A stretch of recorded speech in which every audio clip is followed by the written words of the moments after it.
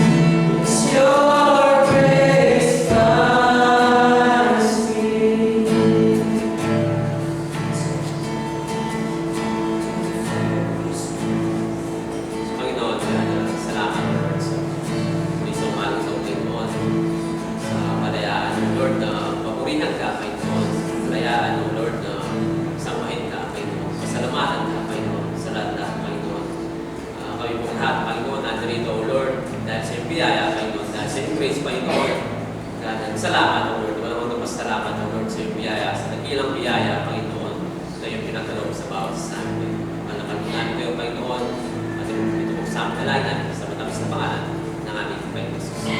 Amen. Take some time and show each other some love po. Say hi and hello. Good morning, everyone.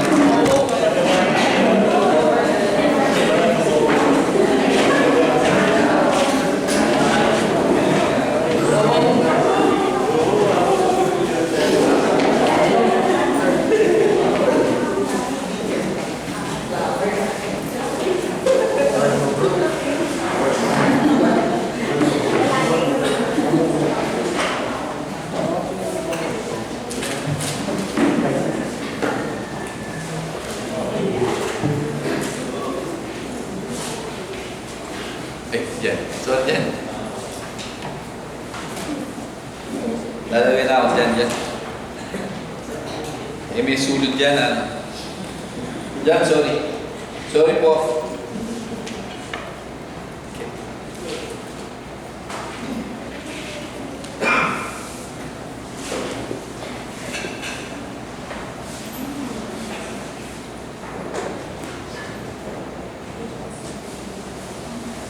Hello dyan. Okay, good morning po. So, bago po tayo magsimula, may mga few announcement po na i-announce natin. So, una po, meron tayong couples dinner sa Friday and 6 p.m. So, yung pong hindi pa nag-sign up, please sign up na po. Iniimbitan po lahat ng mga couples to sign up there, and then we have like again Valentine's couples dinner po 6 p.m. dito po sa church, and then men's prayer kina Kuya Manny tayo in Ate Marie's house 6 p.m. doon tayo kina Kuya Manny. So lahat po ng mga kalalakihan, please punta po tayo sa bahay ni Kuya Manny at Ate Marie 6 p.m. Monday. Okay po. And then ladies prayer meeting to be announced dun sa group chat nyo. And then meron din nata kayong ladies maybe hangout. Kasi hindi nagpapatalo po yung mga ladies. So kung meron kaming hangout, meron din silang hangout. Pupunta kami Baguio, mas pupunta daw sila ng Baguio. So joke lang po. But again, and then we have Sunday services, Wednesday night fellowship, if you want to come. Wednesday night is 7 p.m. and then Sunday is 9:30 a.m. So, okay, if you have your Bible, please turn to Galatians chapter 5, verses 7 to 15 po tayo ngayong umaga. Ang title po natin ngayong umaga is Faith, Freedom, and Love. God's all His people. So, pananampalataya, kalayaan, at pagmamahal ang tinawag sa atin ng ating Panginoon. So, kung ano yung ibig sabihin ni Paul dito. We're studying Galatians ilang buwan na. Di ba? So, almost patapos na po tayo sa Galatians. But, ngayong umagang ito, but before we start, let's pray. Panginoon, salamat po sa unang-una for your grace. Panginoon, thank you for that grace, Lord, that always finds us. Panginoon, that hindi ka nagsasawa na ibigay sa amin, Panginoon, yung grace niyan. Even we don't deserve, Panginoon, na ito'y laging nandyan para sa amin. Pray, Lord, to give us, Lord, that grace. So thank you so much, Lord, for your love, Panginoon, even your mercy towards us, God. May you continue to be with us this morning. Continue to fill us with your Holy Spirit. Continue to guide us, Lord. And Panginoon, continue na ikaw yung maging sentro ng bawat buhay namin. Even, Lord, yung mga ministry na pinagkaloob sa amin ngayon, mga ito, Lord. Love you, we praise you. And we commit all these things, Lord. In Jesus' name. Amen. So, faith, freedom, and love. God calls us to His people. Galatians 5:7 to 15. So, imaginein natin, tayo ay sumali sa isang marathon. Alam natin lahat yung marathon, di ba? It's not a sprint. But ito ay parang nag-jogging ka lang. Di ba? Hindi ito pabilisan. Kung yung mabilis na mabilis, pupunta doon sa finish line. But it's a marathon is parang chill. Chill lang siya na parang nag-jogging ka lang. Di ba? But kung nag-train ka para sa isang marathon, and then nag-umpisa na yung race na marathon na yun na sinalihan mo, then you started well. Di ba? Ang ganda na nung takbo mo. nasa unahan ka na. Then, nagkakaroon ka na ng progress. Nasa kalagitnaan ka na, nauuna ka na. But suddenly, meron isang tao na nag-cut in front of you o in front of us. And then, yung tao na yun, tinulak tayo habang tayo ay nag-jog. Diba? Na tumatakbo dun sa marathon. Anong nangyari? Pagtulak niya, nadapa tayo. Nagkasugat-sugat, nabungal. Pwede ba yan? Basta, tinulak tayo at nawala tayo sa focus dun sa race. Dahil, siyempre, kailangan gamutin yung mga sugat mo. Kailangan na merong gawin na first aid sa'yo dahil sa pagtulak sa'yo. So, nawala ka by pushing you off, na off course ka, di ba? Nawala ka dun sa focus mo dun sa race, di ba? Na-stumble ka, na-lose yung momentum mo dun sa race. So, mahuhuli ka because there's a first aid na gagawin sa'yo. So, itong picture na to, itong example na to is ginamit ni Pablo dito sa verse na to. Then, sasabihin niya sa mga Galatians na nung una, ang ganda ng inyong pagtakbo sa Panginoon. Ang ganda ng inyong pananampalataya. So, Paul writing to the Christian here in Galatians that their faith, yung journey nila ay napakalakas, but they got distracted by false teachings. Mga Judaizers na nagtuturo ng maling katuruan. So, dito sa verse na to, Paul encouraged them. At even ngayon, umagang ito, tayo, lahat na nandito, na to stay on course. Mag-stay tayo kung saan tayo ngayon tumatakbo sa ating pananampalataya. I-reject natin yung mga distraction. We need to run with love and freedom in Christ Jesus this morning. So, as Paul said in verse 7, sabi niya, mahusay ang inyong pagtakbo. Sino ang humahadlang sa inyo upang huwag sundin ang katotohanan? Ang paghihikayat na ito ay hindi nagmula doon sa tumawag sa inyo. You run well, sabi sa New King James Version. Who hindered you from obeying the truth? This persuasion does not come from him who calls you. In verse 8, this persuasion does not come from him who calls you. Sabi ni Paul. So, unang-una, dun sa verse 7, sabi niya, mahusay ang inyong pagtakbo, sabi ni Pablo, di ba? So Paul, remember, naalala niya that itong mga taga-Galatians ay nung una ay napakaganda ng kanilang takbo sa pananampalataya. They're on fire with the Lord. But alam din ni Pablo that hindi sapat na sila ay mag-umpisa lang ng maganda. Di ba? Na kung titignan natin sa buhay natin din, na hindi lang dapat tayo magilas o yung masigasig doon sa una sa ating pananampalataya. Kung dalhin natin sa race, kung mabilis lang tayo doon sa una, pero doon sa huli ay mabagal na tayo, anong mangyayari? Matatalo tayo, di ba? It's the same thing Paul is saying to the Galatians. Napakaganda nung pagtakbo nyo nung una, sabi niya. Pero, hindi sapat. Hanggang sa una lang kayo, sabi ni Pablo. Di ba? Alam niya that isn't enough to start well. Dahil alam ni Pablo na mayroong still danger of falling from grace. Merong danger kapag sa una lang tayo magilas o masigasig sa pagtakbo sa ating pananampalataya.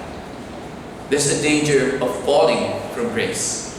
So Paul reminds yung mga Galatians dito that you need to continue running the race for the Lord. So, ang sabi ni Pablo, who hindered you from obeying the truth?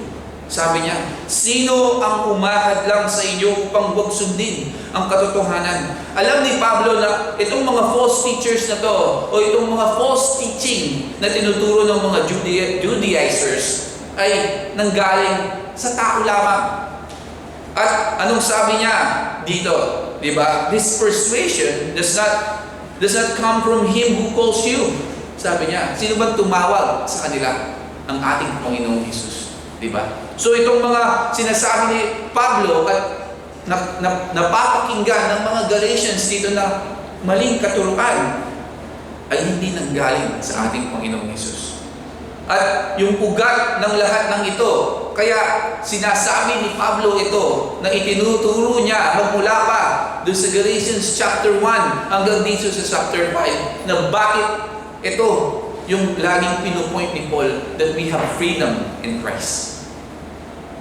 Dahil yung mga Galatians ay lumalayo doon sa katuruan ng ating Panginoon. Iniiwan nila ang ating Panginoon.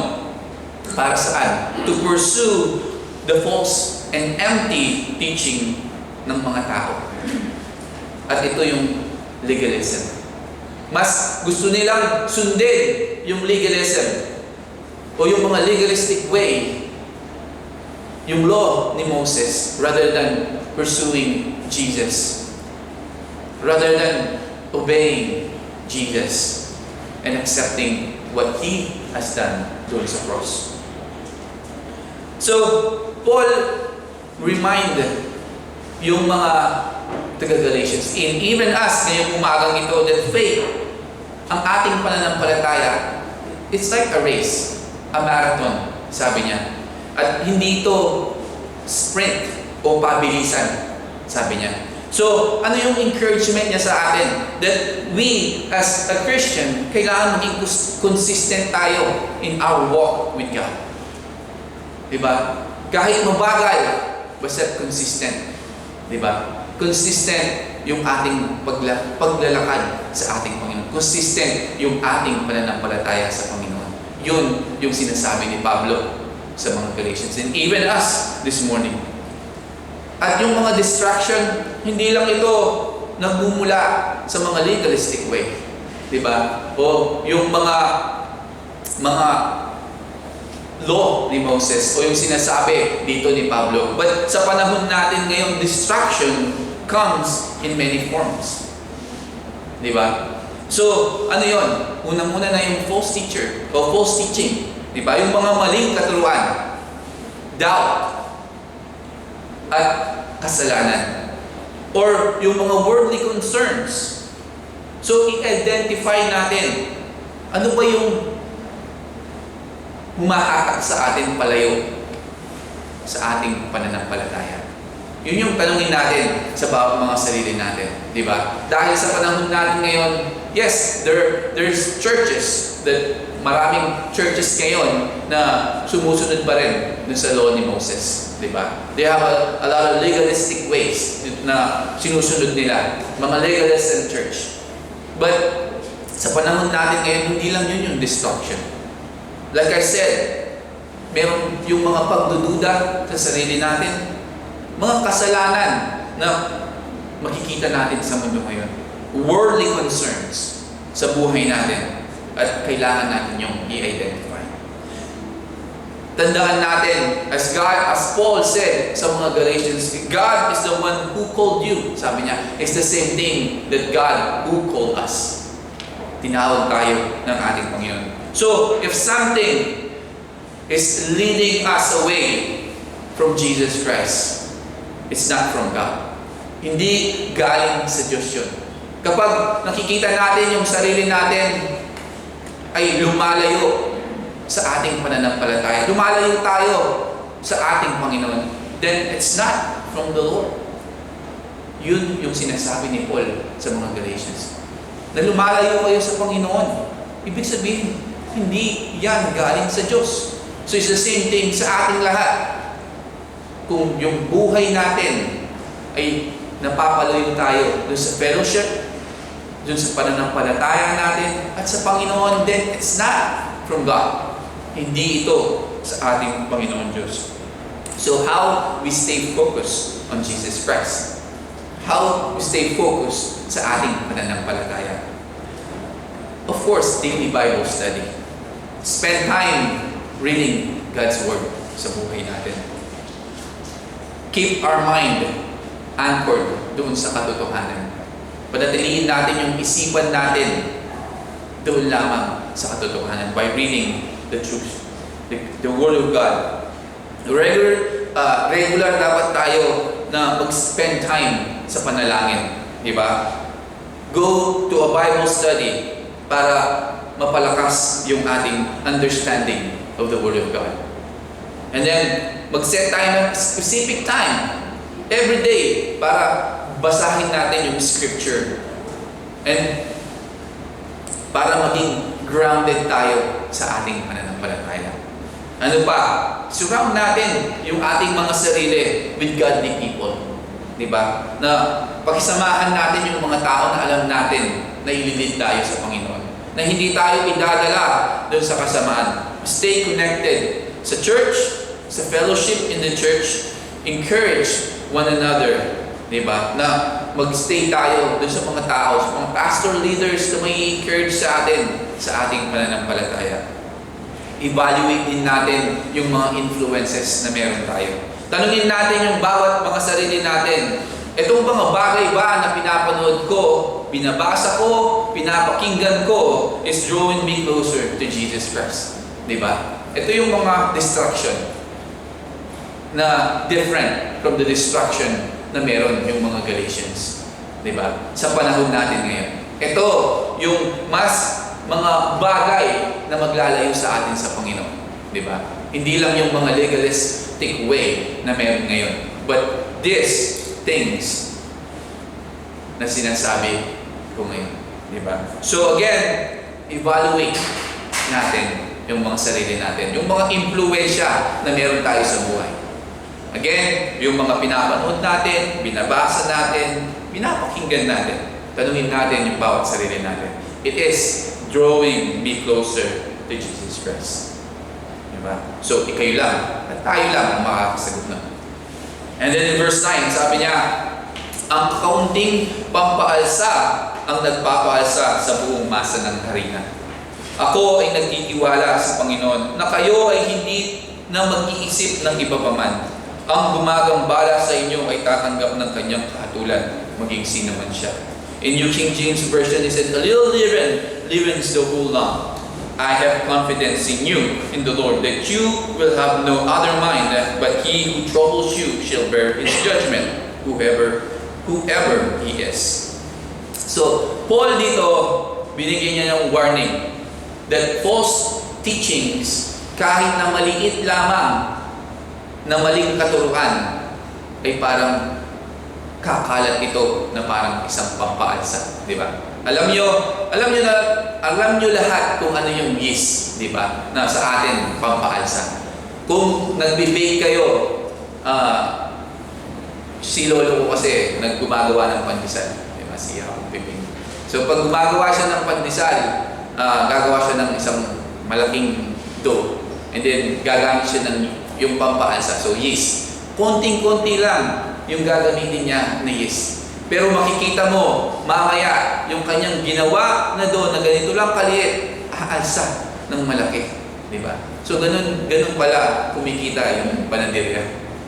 Dumalaki yung doon nila dahil doon sa pampaalsa. But again, ang sabi dito ni Paul, a little leaven leavens the whole lump. So ibig sabihin, yung yeast, diba? Pag kumalat yun, kahit maliit at kakaunti lamang, kakalat ito ng marami. So, likewise, even na maliit lamang na distortion sa ebanghelyo ng ating Panginoon can corrupt yung buong church. Diba? So, ano yung sinasabi ni Pablo dito? Na huwag nating pahintulutan na kahit maliit lamang na distortion, na maling katuruan na pumasok sa church, huwag nating hayaan. Dahil kahit maliit ito, kapag ito'y nag-spread, marami ang mapapahamak. Diba? So, alam nyo ba, in a Jewish way of thinking, sa mga Hudyo, yung leaven is almost always stood for evil influence.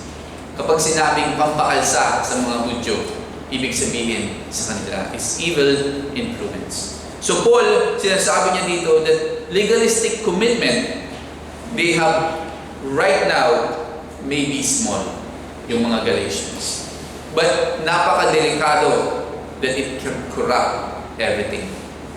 Na sinasabi niya sa mga Galatians na, oo, sabihin natin maliit lang na bagay, pero mali pa rin, di ba? So, in the end, sabi niya, napaka-delikado that it can corrupt lahat kapag ito'y pinabayaan. So, ang katotohanan ay mahalaga. Yun yung sinasabi ni Pablo sa mga Galatians. Even sa atin ngayong umagang ito. If we compromise na yung doon sa mga maliliit na bagay lamang, we eventually compromise doon sa mga malalaking bagay. Diba? So, kailangan as a Christian, kailangan i-test natin everything na pinapakinggan natin against the scriptures o sa salita ng Panginoon. Kung yung isang katuruan emphasize human efforts over God's grace, kailangan i-reject natin yun. Diba? Na sinasabi niya na yung katuruan na meron kayong napakinggan na katuruan na sinasabi niya, kailangan yung gumawa ng mabuting gawa. Diba? Kailangan yung magbigay. Kailangan yung tumulong para kayong maligtas. Then, it is wrong. Diba? Mali yung katuruan na yan. Dapat, yung naririnig nating katuruan is you need to believe what Jesus, ano yung ginawa ng ating Panginoon doon sa krus. That He died and He rose again in the third day. We need to believe kung ano yung ginawa niya and tanggapin natin at i-confess natin that we are sinners and we need Him sa buhay natin. That's the one. Yun lamang ang makakapagligtas sa atin. Hindi yung mabubuting gawa. Diba? Like I said, after we receive Jesus Christ sa buhay natin, yung good works, they are the fruit. Bunga yun ng ating pananampalataya. Diba? Hindi ko naman sinasabing mali yung mabuting gawa. But yung mabuting gawa na sinasabi ni Pablo dito ay hindi makakapagligtas ng kahit sino man. Ang makakapagligtas lamang sa ating kaluluwa ay ang ating Panginoon Jesus and what He has done doon sa cross. So, like I said, ang katotohanan ay mahalaga. Listen dun sa mga biblical sound sermons o mga katuruan na yung mga basahin natin, yung mga trustworthy na mga Christian books. I-discuss natin yung ating pananampalataya dun sa mga more mature believers, leaders in church, pastors, di ba? So, kung meron kayong mga narinig na mga katuruan na parang mali, di ba? Na sinasabi mo sa sarili mo, mali ata itong katuruan na to. Then take time na i-compare mo kung ano yung sinasabi ng salita ng Panginoon doon sa narinig mo, di ba? That's why ini-encourage ko kayong lahat every time that you read your Bible. Nabasahin natin yung salita ng Panginoon. At ini-encourage ko yun na magdala kayo ng Bible dito sa church. Because hindi nyo alam, mali na pala yung tinuturo ko. Diba? So I want you na i-check nyo kung ano yung tinuturo ko. Tama ba yung tinuturo ni Kuya Arnold? Diba? So that's why ini-encourage ko yun to bring your Bible. Diba? Tingnan nyo kung tama ba yung nilalagay ko doon ng mga verses. Tama ba yung tinuturo ko? Diba? So, again, alam natin that hindi ko kayo niloloko. Diba? Na tinuturo ko what's in the Bible. So, you have freedom. Freedom to know yung katotohanan. Read your Bible. Bring your Bible. Then, tingnan nyo kung tama ba yung tinuturo ko dito sa church. And then sabi ni Paul, I have confidence in you. Sabi ni Pablo. So, gusto ni Pablo na iwan itong confrontation na to in a positive note. Pero kung titignan natin, Paul, in-express niya yung confidence niya sa mga Galatians, which was really confidence in the Lord, na who is able to keep the Galatians. Diba? Hindi naman, hindi sila, but ang ating Panginoong Jesus. So yet Paul, equally confident din that itong judgment na naghihintay dun sa mga tao na nagtuturo ng maling katuruan, na nagtuturo para mawala sa tamang landas ang mga Galatians. Sabi niya, he who troubles you shall bear his judgment, whoever he is. So, remember, tandaan natin kung ano yung sinabi ng ating Panginoon. Di ba? Na yung warning niya against dun sa mga tao na nagli-lead dun sa mga little one. Sabi niya, astray. Tingnan natin in Matthew 18:6-7. Sabi niya dito, but whoever causes one of these little ones who believe in me to sin, it would be better for him if a milestone were hung around his neck and he were drowned in the depth of the sea. Woe to the world because of offenses. For offenses must come, but woe to that man by whom the offenses comes. Sabi ng ating Panginoong Jesus. So, yung judgment ng mga false teachers na to, itong mga nagtuturo ng maling katuruan ay totoo. Sure na tatanggap sila ng kapurusan. At sabi niya, kung kahit sino man sila, hindi mahalaga kung sino siya, hindi mahalaga kung mataas man siyang tao, o popular man siyang tao, o makapangyarihan man siyang tao. But if he is perverting the gospel, siya ay guilty person. At kahit mataas man siya na tao, o higher rank, kahit saan man siyang bansa, hindi siya ililigtas ng kanyang reputasyon. Hindi siya ililigtas ng kahit anong yaman niya kung yung tao na yon itinuturo niya ang maling katuruan. So, again, as a Christian, we must carefully examine yung lahat ng katuruan na ating naririnig. If yung teaching na yon contradicts yung salita ng Panginoon or nag-a-add siya ng human effort para sa salvation, ito ay napakadelikado and must be rejected sa atin bilang mga Kristiyano. Diba? Maliwanag naman po ang sinasabi ni Paul dito. From Galatians chapter 1 hanggang dito sa verse 5. Paulit-ulit na lang po yung sinasabi ni Paul sa mga Galatians. So, and then in verse 11, he said, ngunit mga kapatid, kung ipinapangaral ko pa ang pagiging nasa pagtutuli, bakit pa nila ako pinag-uusig? Kung gayon ay tumigil na katusuran sa krus, para doon sa mga nanggugulo sa inyo, ang nais ko ay putulin na sila ng lubusan. And I, brethren, if I still preach circumcision, why do I still suffer persecution? Then the offense of the cross has ceased. I could wish that those who troubled you would even cut themselves off. Sabi, di ba? Kung babasahin mo, uy, napaka-harsh naman ni Paul. Di ba? But, sinasabi ni Paul dito, if I still preach circumcision. So Paul make it clear dito that hindi na siya nagtuturo. Hindi niya itinuturo yung kailangan kang magpatuli para ikaw ay maligtas. Diba? Hindi niya tinuturo yun. Pero ang mga ibang mga Judaizers or ibang mga tagapagturo noon sa panahon ni Paul na ina-accuse siya na Paul, tinuturo mo pa rin yung circumcision, di ba? Na kailangan magpatuli ng isang tao para siya maligtas. Pero dito sinasabi ni Paul, hindi ko na tinuturo yun. But bakit nasabi ng mga ibang tagapagturo noon sa panahon ni Paul? Dahil dun sa Acts chapter 16 verse 1-3. Kung gusto nyo basahin, I didn't put there, but yung sinasabi niya doon in Acts is pinatuli niya kasi si Timothy. Diba? Kung babasahin niyo yung Acts 1:3, doon pinatuli niya si Timothy. Bakit? Hindi niya pinatuli si Timothy para si Timothy ay maligtas.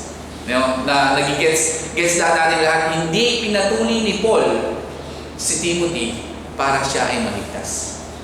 Bakit pinatuli ni Paul si Timothy? Yun yung tanong, bakit? Dahil si Timothy ay mangangaral siya. I-share niya yung salita ng Panginoon sa mga Hudyo. So bakit kailangan ituli o ipatuli ni Paul si Timothy? Dahil hindi siya papakinggan ng mga Hudyo kung hindi siya tuli. So para lamang pakinggan at ma-share yung gospel ni Timothy sa mga Hudyo, kailangan niya na gawin yung bagay na yun. Ano ba sabi ni Paul? Di ba?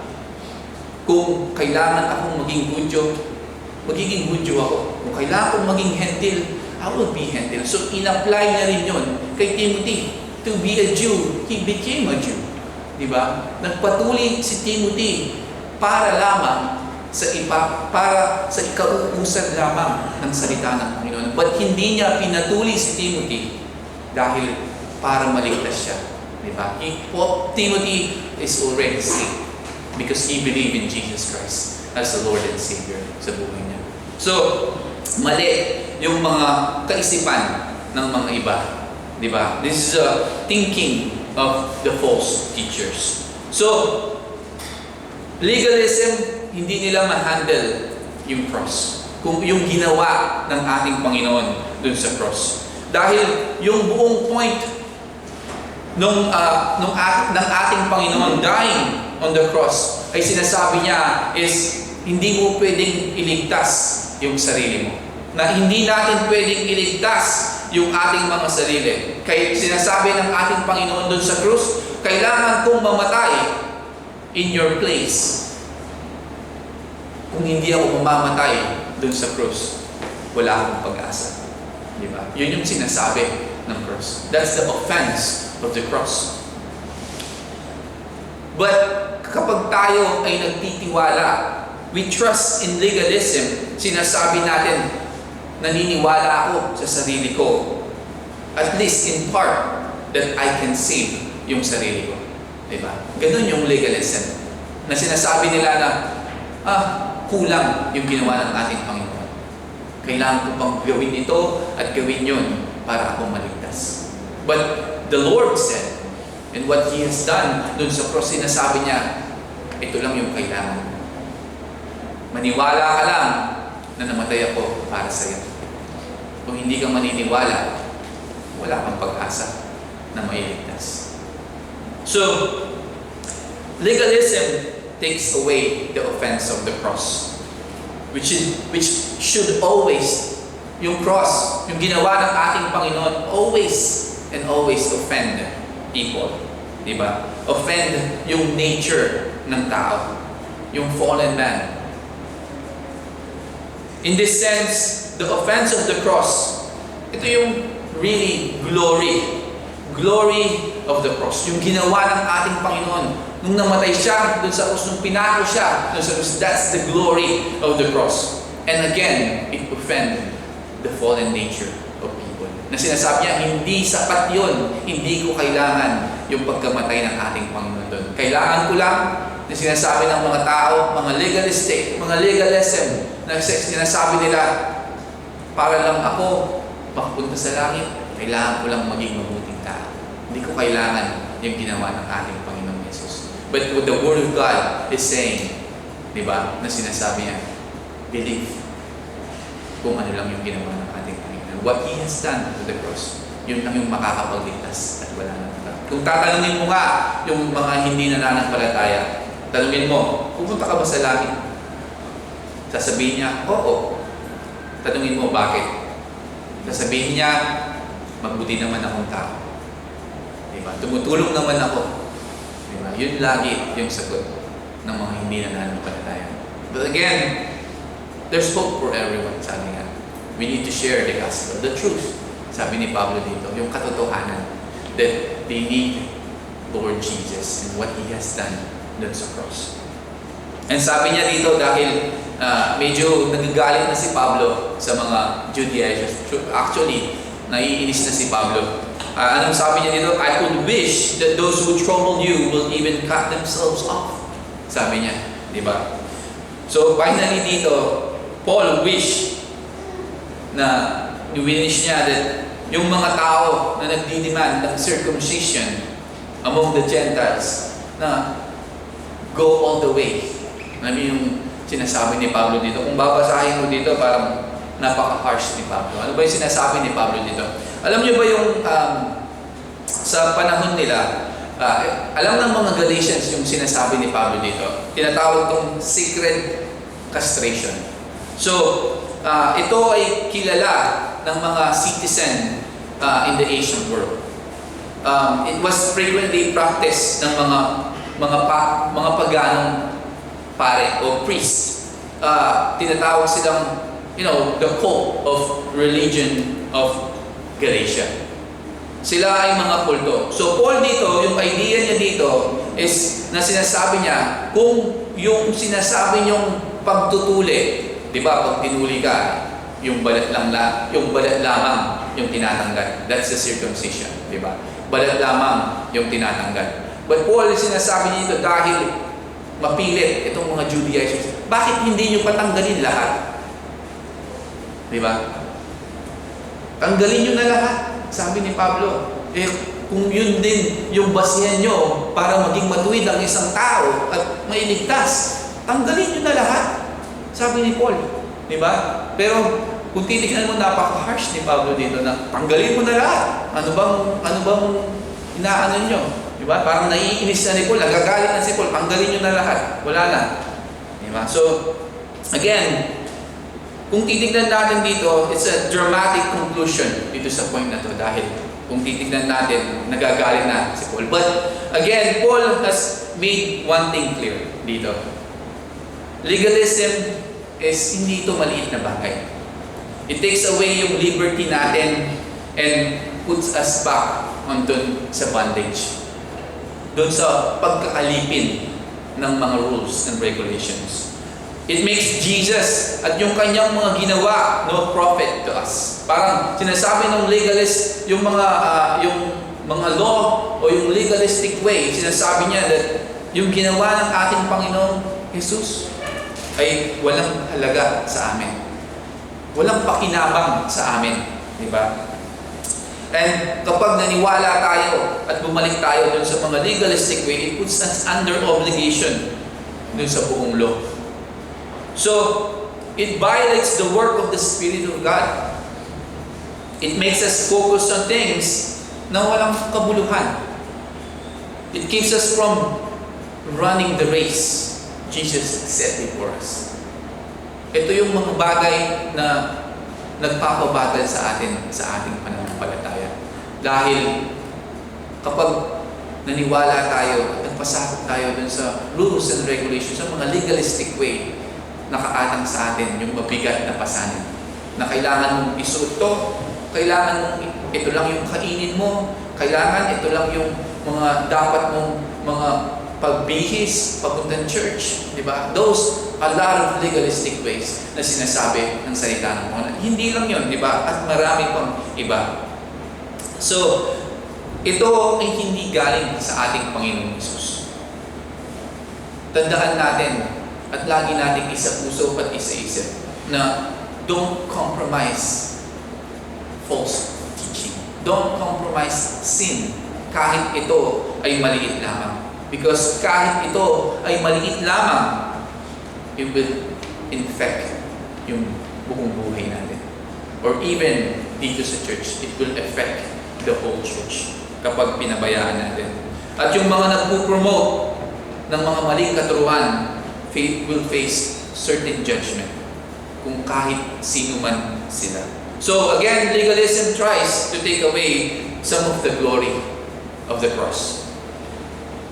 In light of how serious ang lahat ng mga bagay na ito, it is no wonder that si Pablo, sinasabi niya, he wishes that they will even cut themselves off. Diba? Dahil ganun kaimportante yung topic na to para kay Paul. So yung pagtotoong gospel will face opposition. Marami talaga na magdi-disagree sa salita ng Panginoon. So as a Christian, we must be bold in defending salvation by grace.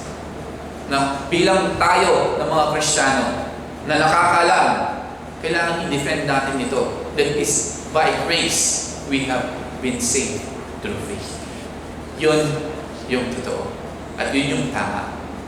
Na lagi natin sabihin kapag mayroong lumapit sa inyo, hindi. Kailangan gawin mo muna to. Kailangan ganito lang yung buhok mo, ganito lang yung isuot mo bago ka maligtas. Hindi po. Sabihin nyo, by grace, through faith in Jesus Christ. tayo ay maliligtas. And that's our own. Diba? Hindi yung mga mabubuting gawa natin. Yung mabubuting gawa natin, yun yung bunga ng ating pananampalataya sa ating Panginoon. Pero, yes, in chapter 1 hanggang chapter 5, sinasabi ni Paul that we are free from the bondage of sin. Tayo ay malaya na. Freedom, sabi niya. Meron tayong kalayaan sa ating Panginoong Jesus. Pero dito, Paul nag-shift siya from warning against legalism to warning against abusing Christian freedom. Yes, malaya tayo from legalism, from the sin o bondage ng kasalanan. But Paul, basahin natin kung ano yung sinabi niya dito as we finish in verse 13 to 15. Sabi niya, ngayon mga kapatid, tinawag kayo ng Diyos upang kayo ay maging malaya. Huwag lamang ninyong gamitin ang inyong kalayaan na maging pagkakataon para sa makalamang pita. Sa halip, sa pamamagitan ng pag-ibig ay maglingkod kayo sa isa't isa. Ito ay sapagkat sa isang salita ay natupad ang buong kasulatan. Ibigin mo ang iyong kapwa gaya ng pag-ibig mo sa iyong sarili. Ngunit kung kayo ay magkakagatan at magsasakmalan sa isa't isa, mag-ingat kayo na hindi niyo maubos ang isa't isa. For you, brethren, have been called to liberty. Only do not use liberty as an opportunity to the flesh, but through love serve one another. For all the law is fulfilled in one word. Even in this, you shall love your neighbor as yourself. But if you bite and devour one another, beware lest you be consumed by one another. So, freedom in Christ. Diba? So, through Jesus Christ, tayong mga nananampalataya ay pinalaya niya from the law o as a system of salvation. Pinalaya na tayo dun sa mga legalistic way na sinasabi nila it's a way para sa salvation. Pinalaya na tayo ng Panginoon doon. We are no longer bound dun sa mga legalistic rules to earn favor, to earn God's favor. Diba? But Paul, sinasabi niya dito, freedom is not a license to sin. Yung kalayaan na ibinigay sa atin ay hindi ito lisensya para tayo ay magpatuloy na magkasala. So some misunderstand grace. Na iniisip nila that they can live however they want. Na sinasabi nila, namatay naman pala yung Panginoong Jesus dun sa cross. Binigyan yung grace niya is an everlasting. Walang hanggan yung kanyang grace at biyaya ng Panginoon. So, anong gagawin ko? Magkakasala na ako ng magkakasala kasi meron namang kapatawaran lagi. Diba? But again, Paul is telling all the Galatians and even us this morning that freedom is not a license to sin. Yung totoong kalayaan isn't about doing whatever na gustuhan natin. It's about living life that honors God. Yun yung kalayaan na ibinigay sa atin. Freedom na ibinigay sa atin ng Panginoon. Living our life as a Christian that honors Him sa buhay natin. Tayong mga nananampalataya ay pinalaya na doon sa law. Diba? But itong freedom na ito, again, ay hindi nagbibigay sa ating lisensya na gawin natin yung gusto natin sa buhay nito. Ano yung personal application sa atin? Kasi sinasabi ni Pablo dito, being a Christian, being free sa ating Panginoong Jesus, ibig sabihin, hindi tayo control ng mga by legalism. Diba? But it also, ibig sabihin, it shouldn't dito na gamitin natin yung grace as an excuse para magkasala. So, tanungin natin at yung bawat sarili natin, i-identify natin na isang area sa buhay natin where we might be misusing yung Christian freedom natin. Tanungin natin yung mga sarili natin. Saan bang area o parte ng buhay ko na mini-misuse ko yung kalayaan na ibinigay sa akin ng ating Panginoon? Ito ba yung mga bad habits, unkind, o hindi magagandang mga salita sa aking kapwa, or selfishness? At gawin natin ang paraan at baguhin natin ito, ang mga bagay na ito. Ano ba ang yung mga yun? That I misuse God's grace, the freedom that God has given me. I-challenge natin yung sarili natin. Every day, tanungin natin yung mga sarili natin, paano ko ba magagamit yung kalayaan na to na ibinigay sa akin ng Panginoon to glorify God at paglingkuran yung ibang tao? Ang totoong kalayaan leads to love. Yun yung totoo. Instead na paglingkuran natin yung ating mga sarili, tayo ay tinawag para maglingkod sa iba. Ang puso ng isang Kristiyano ay namumuhay ng pagmamahal, na may pagmamahal, not legalism or selfishness. Paul nire-remind tayong lahat that the whole law is fulfilled in one command. Love your neighbor as yourself. Sabi niya, di ba? That's Paul, the Word of God. Siya yung nagsabi na, hindi ako. Di ba? The whole law is fulfilled in one command. Again, ulitin ko. Love your neighbor as yourself. And then yung danger of division. Ang isang Kristiyano, kapag sila ay nag-aaway, parehong Kristiyano, they're having arguments, nagchichismisan, may puot sa bawat isa. Sabi ni Paul, they will devour each other. Yung mga chismis, yung criticism, yun yung nagpapahina in the body of Christ. So, as a Christian, iwasan natin yung mga ganung bagay na inggitan, pag-aaway, pagchichismisan ng ibang tao. Instead of, kapag ganon yung nakikita ng ibang tao sa atin, instead of being known for love, yung church natin makikilala na, uy, yun yung church na lagi silang nag-aaway. Yun yung church na merong chismis lagi. Di ba? Yun yung iwasan dapat natin. Dapat, as a church, tayo ay malaman kung makilala nila full of love. Di ba? Full of love and freedom. May kalayaan sa ating Panginoon.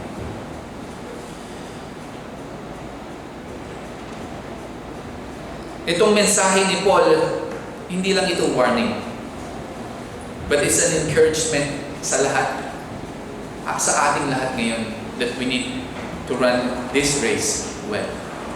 So, ano yung encouragement lahat sa atin? We need to keep our eyes on Jesus. Huwag tayong maging ma-distract dun sa mga false teachings o mga worldly concern ng mundong ito.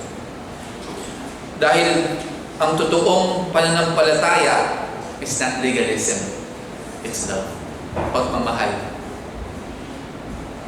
I-guard natin yung puso natin against deception.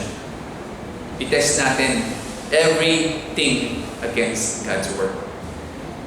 Manindigan tayo sa ating pananampalataya.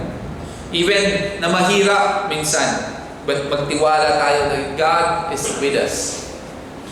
Gamitin natin yung kalayaan natin to love and to serve. Ang totoong pananampalataya ay ipinapakita to through love. I-promote natin yung pagkakaisa at hindi yung pagkadivision. Maging tayong source ng encouragement in the body of Christ dito sa church natin. Yung mensahe ni Pablo sa mga Galatians ay napakaklaro, di ba? Stay focused on the true gospel of Jesus Christ. Don't let anything pull you away from salvation by grace through faith. Again, reject false teaching, even little o maliit lamang na kasalanan, legalism, dahil kahit maliit lamang can corrupt yung katotohanan. I-embrace natin the offense of the cross. The gospel will never please itong mundong ito. But it's the only way to salvation. Yun yung tandaan natin. We cannot please this world. But tandaan natin, ito lang yung daan para may ligtas yung mga mahal natin sa buhay at yung mga hindi pa naniniwala. Gamitin natin itong freedom na to para magmahal. Instead of living for yourself or for ourselves, serve others with humility. Again, as our title said, faith, ang ating pananampalataya, ang ating kalayaan, meron tayong pagmamahal. Doon tayo tinawag ng Diyos. At hindi sa kasalanan, sa legalism, at sa mga mali pang bagay. Tinawag tayo para tayo magtiwala at maniwala. Tinawag tayo para tayo ay lumaya sa kasalanan at sa lahat ng mga legalistic way dito sa mundo. At tinawag tayo para magmahalan at ipakita yung pagmamahal ng ating Panginoon sa bawat isa. Let's pray. Lord, salamat po for this wonderful day you've given us this morning. Thank you for your word that encourages, Lord, that we continue to, Lord, na manampalataya sa iyo, maniwala at magtiwala. To continue, Lord, na yung kalayaan namin na hindi namin ito gamitin sa mga maling bagay, o sa pagkakasala. But Lord, gamitin namin to serve others, Lord. And Lord, yung pagmamahal na ipinakita mo sa amin, na to share sa bawat isa na mga anak ng Panginoon. Thank you so much, Panginoon. That's how you called us, Lord. So thank you so much, Panginoon, for calling us. Thank you so much for this wonderful morning. May you continue to be with us, continue to guide us and protect us as we go separate ways, Lord. We love you, we praise you. In Jesus' name we pray. Amen. So read your Bible, say your prayers, and love one another. Love you all, guys. Let's stand and worship the Lord.